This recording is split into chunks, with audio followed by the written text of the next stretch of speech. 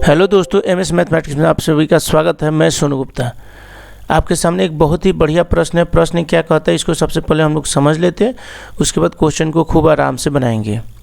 The area of a triangle A B C is 63 square units. Two parallel lines D E F G are drawn such that they divide the line segments A B and A C into 3 equal parts. What is the area of the quadrilateral DEGF? सबसे पहला चीज़ क्या करना है यहाँ पे, सबसे पहले तो एक ट्रायंगल बना लेते हैं जिससे कि हमको समझने में थोड़ा आसानी हो। यहाँ पर हमने क्या खींच दिया है, एक हमने ट्रायंगल खींच दिया है। ट्रायंगल क्या है, ट्रायंगल है ABC, तो हमने यहाँ खींच दिया ABC। उसके बाद क्या कहता है कि DE और FG दो हम लोग लाइन सेगमेंट खींचते हैं और ये पैरेलल लाइन सेगमेंट्स होता है। तो DE एक हमने खींच दिया, क्या खींचा हमने, एक हमने खींच दिया DE और एक हमने खींच दिया FG। तो ये हो गया आपका FG, ये हो गया DE, ठीक है, और ये हो गया आपका FG, ठीक है, हो गया। अब ये जो दो लाइन हमने खींचा है, ये लाइन सेगमेंट्स, ये AB और AC को 3 इक्वल भागों में काटता है। 3 इक्वल भागों में काटता है, यानी 1 1 1, ये तीनों 1 1 यूनिट में हो जाएगा। ये 3 इक्वल भागों में काट रहा है, इधर भी 1 1 1 हो जाएगा, यानी 3 इक्वल पार्ट्स में कट जाता है। अब हमसे पूछ रहा है, हमें एरिया दे रखा है 63 स्क्वायर यूनिट्स। हमसे पूछ रहा है कि क्वाड्रिलेटरल DEGF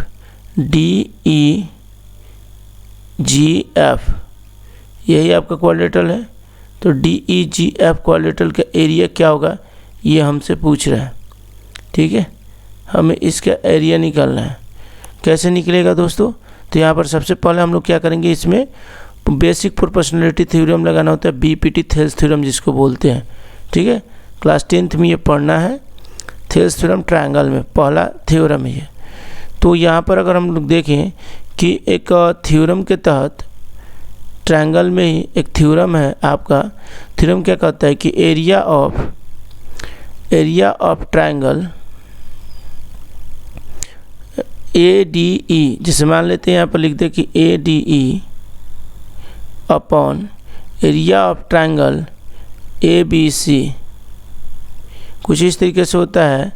तो ये क्या होता है, उसकी कॉरस्पॉन्डिंग जो साइड्स होते हैं उस साइड्स के रेशियो के स्क्वायर के बराबर होते हैं। मतलब square of ratio of the square of the sides, यानी कि अगर हम लिखें कि AD अपॉन AB, तो इसका होल स्क्वायर कर देंगे तो ये आपस में बराबर हो जाएगा, ठीक है दोस्तों। कुछ इस तरीके से area of ADE upon area of ABC। समझने में थोड़ा सा टाइम लगेगा दोस्तों, बनाने में बिल्कुल टाइम नहीं लगेगा। तो area of triangle ADE upon area of triangle ABC is equal to AD का मान है 1 और ABC का मान है कितना, 3। कैसे ये पॉसिबल हो पाया, तो ये पूरा अगर लेंगे तो कितना हो जाएगा, 3 यूनिट, और अगर इसका एक भाग लेंगे ये वाला तो वो हो जाएगा 1 यूनिट। तो AD का मान 1 यूनिट मान लिया और AB का मान हमने 3 यूनिट माना। इसका हम होल स्क्वायर निकालेंगे तो area of triangle ADE upon area of triangle ABC, तो ये हो गया 1/9, ठीक है। अब ठीक उसी प्रकार से हम लोग ट्रायंगल ADE और ट्रायंगल AFG लेंगे। तो area of triangle ADE upon area of triangle AFG is equal to लिख सकते हैं 1 में, ये 2 भाग है तो 2 लिखेंगे का होल स्क्वायर, तो 1/4। अब यहाँ पर अनुपात मिल जाएगा ये वाला पोर्शन का, ये वाला पोर्शन का और ये वाला पोर्शन का, ठीक है। एरिया का अनुपात मिल जाएगा हमें। तो एरिया ऑफ ट्रायंगल ADE, ठीक है, ratio area of triangle ADE और यहाँ पर AFG और ratio area of triangle ABC। इसमें आपको रेशियो मिल गया क्या, AD का मान 1 है, इसका 4 और इसका 9 है। तो यहाँ पर अगर हम लोग देखें कि area of triangle A F G कितना है इसका पूरा का, ये पूरा का 9 है। लेकिन अगर ये वाला पार्ट, मतलब ये जो पार्ट है, इसको अगर हटा दिया जाए area of triangle A D E, तो ये 1 यूनिट था। तो पूरा होल जो है वो कितना है, होल कितना, सॉरी ये होल जो है वो 4 यूनिट है। ठीक है, ए एफ जी कितना है 4 यूनिट है। तो ये टोटल 4 यूनिट है यहाँ से लेके यहाँ तक, और 1 यूनिट आपका ये दे रखा है।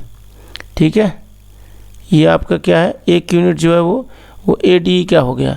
तो ये जो बचा हुआ पोर्शन है जो कि एक क्वाड्रिलेटरल है, इसका एरिया कितना हो जाएगा 3 यूनिट, क्योंकि 1 यूनिट ये हो गया तो 3 यूनिट ये हो गया, क्योंकि कुल ये 4 यूनिट है। तो 1 यूनिट जो है ऊपर वाला पोर्शन हो गया और ये 3 यूनिट हो गया।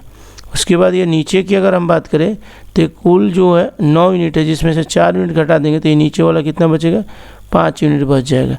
ठीक है, कुछ इस तरीके से। लेकिन हमें तो यही वाला पोर्शन निकालना है, केवल हमें क्या निकालना है, ये वाला पोर्शन निकालना है।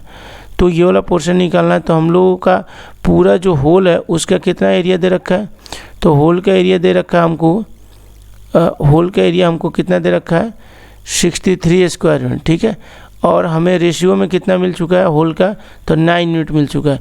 ये वाला पोर्शन की ये 5 यूनिट है, ये वाला जो छोटा पोर्शन बच रहा है इसके ये 5 यूनिट है, लेकिन ये पूरा होल है तो इसका जो है वो 9 यूनिट हम लोग ऑलरेडी कैलकुलेट किए हुए हैं। तो 9 यूनिट अगर है तो 63 को हम लोग डिवाइड करेंगे कितना से, 9 से, इनटू हमें ये 3 यूनिट वाला पोर्शन यानी कि area of D E G F का निकालना है, तो हम लोग 3 से मल्टीप्लाई, तो ये हो जाएगा आपका कितना 23 स्क्वायर यूनिट्स। ठीक है, तो यही आपका क्या हो जाएगा फाइनल आंसर हो जाएगा, यानी ऑप्शन नंबर सी करेक्ट हो जाएगा। ठीक है, आशा करते हैं कि आपको समझ में आओगा। धन्यवाद।